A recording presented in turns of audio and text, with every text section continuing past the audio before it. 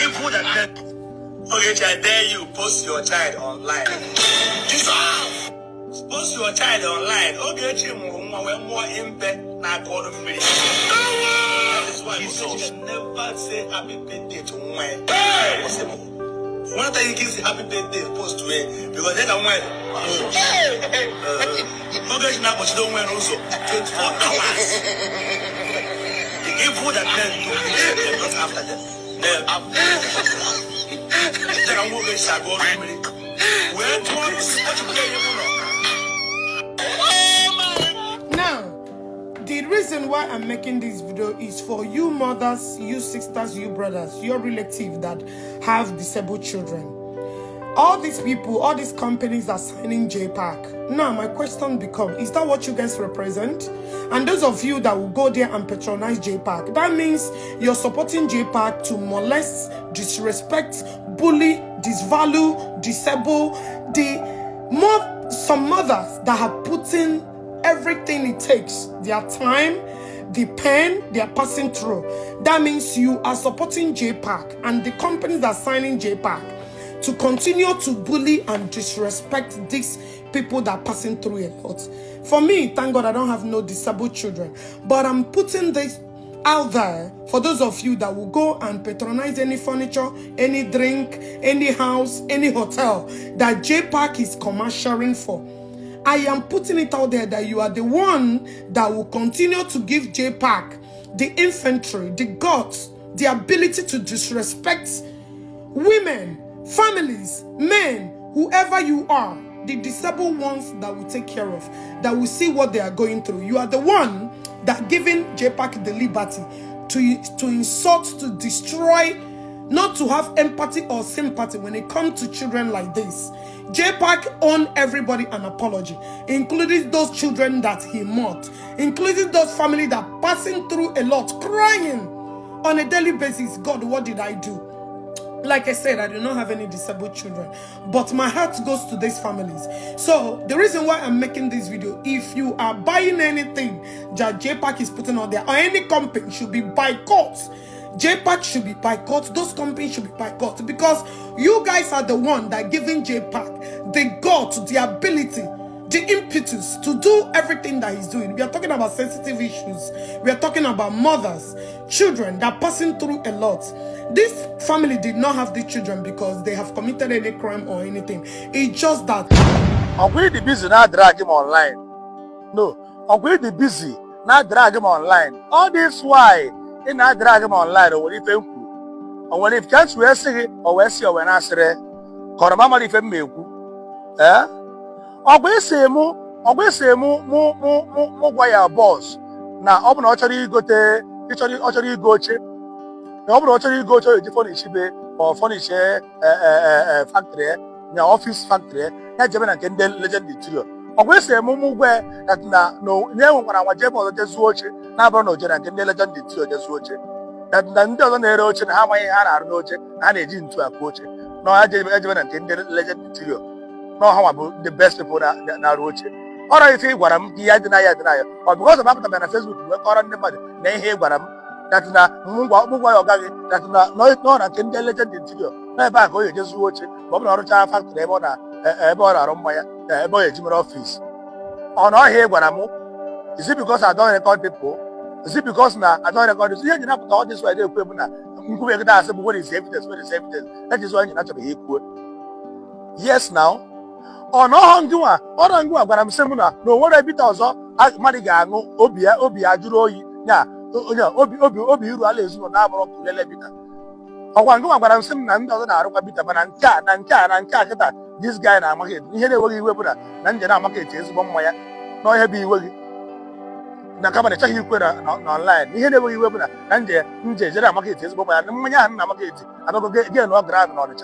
Get no grand Naba. That girl no grad they do we people they do that e pack tara my in a warehouse nam je here we be working and je tiakara na my na have kulele bita no je girl no grad they do kita na me je doro fans ora ko yo na me ke bia kwa na trade fair ora ife na eweri wo ki hoze na bara mtako woni hoze na bara mba woni hoze ja chara ma oku na ebom ji na ede eche no onye go oruma ko gini onye gụọ oroma nwanne ghọrọ oroma onye kpọrọ ibe onye okori onye gbughachara nwanne egbu onye kpọrọ ibe onye okori ka ọ bụ gị na mmadụ jee ịkpa nkụ ọkpakara agha na nkụ onye ahụ ọ bụrụ onye ohi ma ọ label be ya efu all these things ị na-ebo m n'isi ibo mebe is it because na m mgbe a good marketer come close to me na aka agwaghị ihe a na-eme ọ bụrụ ife ọja nka ibo m wee sị na-asị ihe niile na-asị no evidence ihe kpatara m ji na-apụta abịa kwuo okwu ọdịs bụ na nkwube nkịta asị Jpac kedụ mgbe o ji wee gwaga na legend material bụ the best nke mgbe o ji wee gwaga na legend material na ọba aha gụrụ ọga bụ ịzụrụ ozu ezucha oche ọ bụrụ okwucha ọgwụ na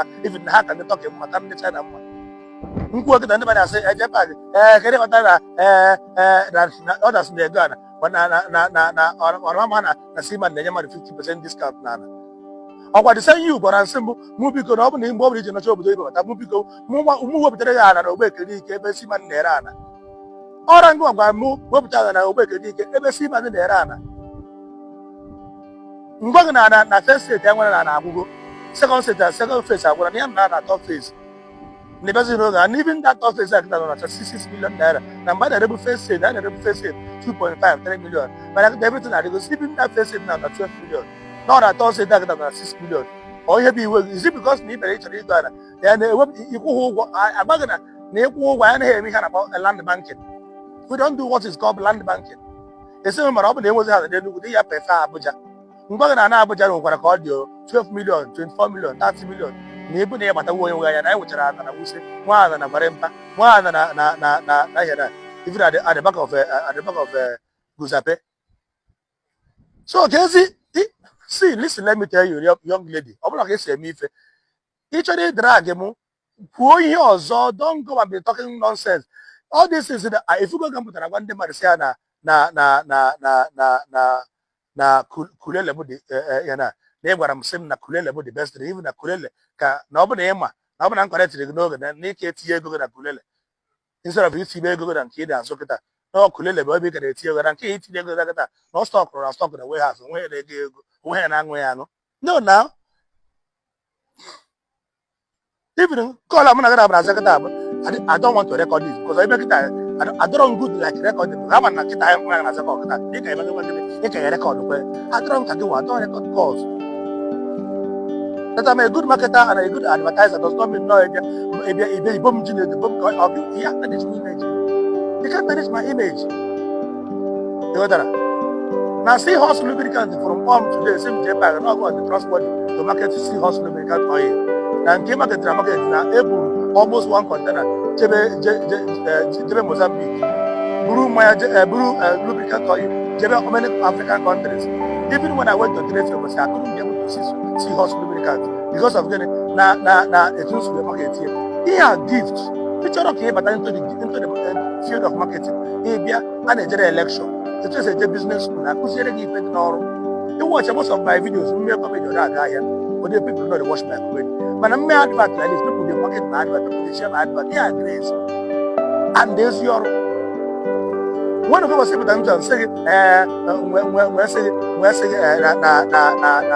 na hotel aba na-eju eju na ha enwere one person single person na nwebe one day mmadụ pụtara de one day asị na mmadụ alọdị na hotel aba na PPP n'ọba ọgwa nwa gwara m sị m na iburu mbọsị isi ndụ mmadụ from onye na-achọ ebe ya lọdị na onye gwara ejebe na nke agba si abịa lọdị na nke agba na mbọsị ọbịa na nke agba na that day na ọdịga ya afụ room ebe ọ ya ara because na room juru eju and even on Monday a na-enwe scanty room na room ya niile juru eju ọrụ ngị nwa gwara m nwere mbọsị ịpụtara ndụ asị because I don't want to say asị na onye enweghị ejighị evidence mgbe a na-amaka eti Joe Gaddafi mmanya Joe Gaddafi nke a na-abịa ekwube ifunet n'ime fo root n'ime ọrụ ngụ gwara m sị m na iwudu mmadụ na ihe eti iwu more than 20 million naira kama ịgbata mbibi ịbụ na ịfụ ebe ihe gbata mbibi n'aka shuga wee tinye ego na Joe Gaddafi na mmanya ka esi ekwu maka ya na mmanya amaka ọrụ ngụ gwara nsị m ka e ga-esi enweta nọmba enwe Joe Gaddafi iti 20 million ka e buru mmanya n'aka because na ị chọrọ ibute mmanya ahụ obodo oyibo so all this you plan to try to see your problem is that you are good at plan you plan to try to use business but the finishing and ending are rubbish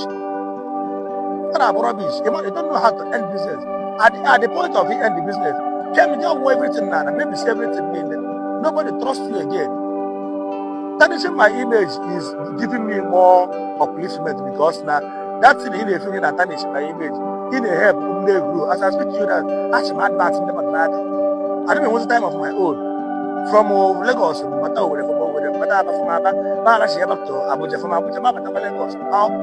don't even spend $1 on flight tickets. When I made advert on the tickets from here, there was South Africa. So everything here, I'm the blow about what I hear. If I put her together in Nigeria, I could say, more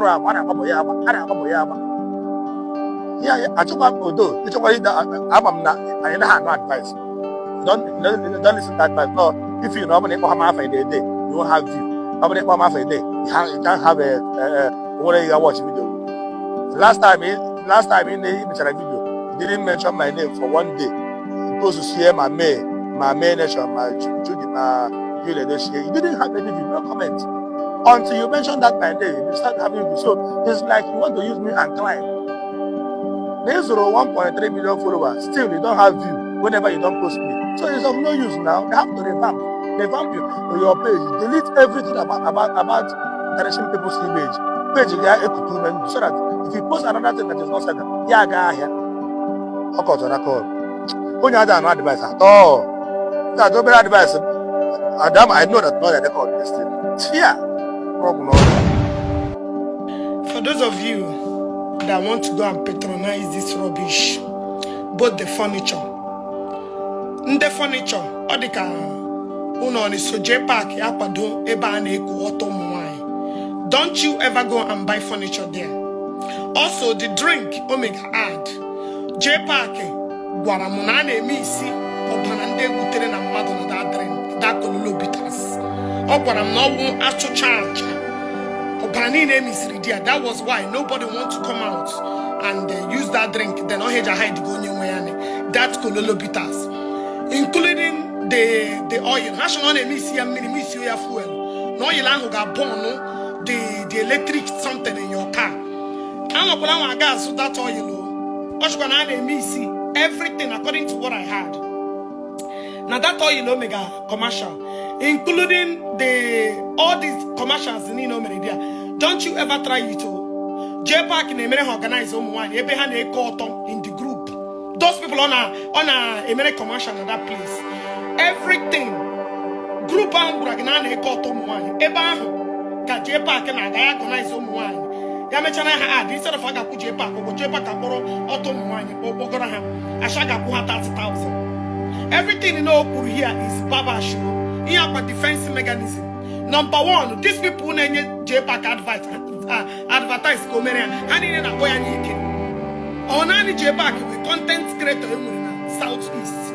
Who name a Jpac? Jpac, the Gunas 1 million followers, has 1 million followers. It's none of your business. Go and price 1 million followers now. If you can afford it, you buy it. That shows that I do big things. So even if I bought 1 million followers, it's none of your business. Come on, 100,000 followers, you know how much it is. Talk about 2 or 3. If I buy 1%, when you are shit. You should give me credit for that. That should not be your concern. And number two, Jpac. All these ads that he put here, are they genuine? Oil line and I see something in them. Hotel line de Kunina Lodge. See the same hotel that's white in a China. A Henry white in a China, Maumoke spam no here in the place. Is that the hotel you are referring to? Is it not the same hotel that's on your Latin idea? You already that Anna destiny. Ufadu will not be able to have children. Ufadu had business spam, spam. All these things now is that the people. This furniture in the commercial is that the furniture na konaba ewere interior azuta na sorry ewere ihe na cover ya. So I use God to beg on now. You guys should not go there. Our interior ho kwa azo material aba. Efisi China na aba. There were this in Italian material na egote na okrika kwa ya. That furniture kwa fake.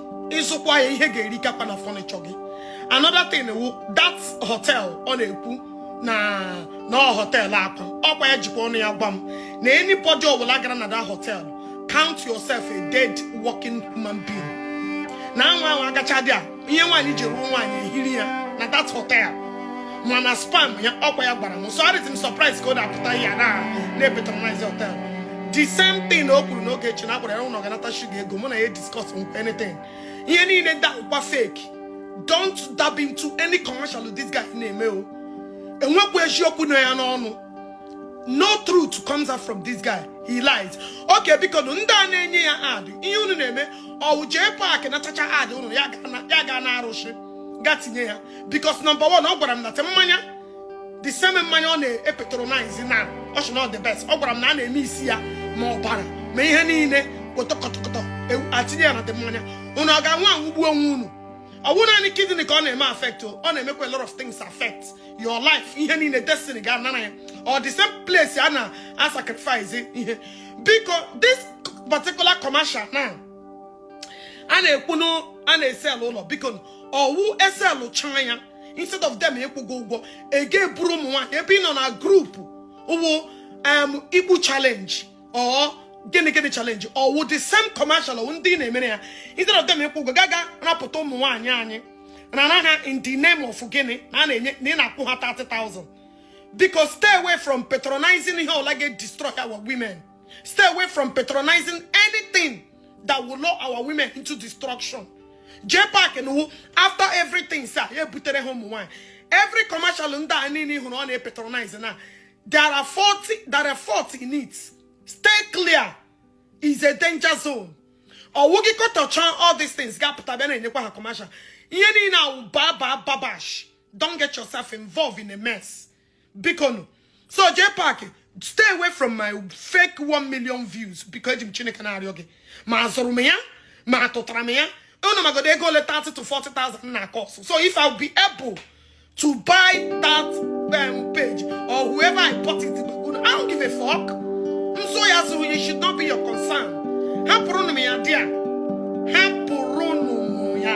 Stay away from it.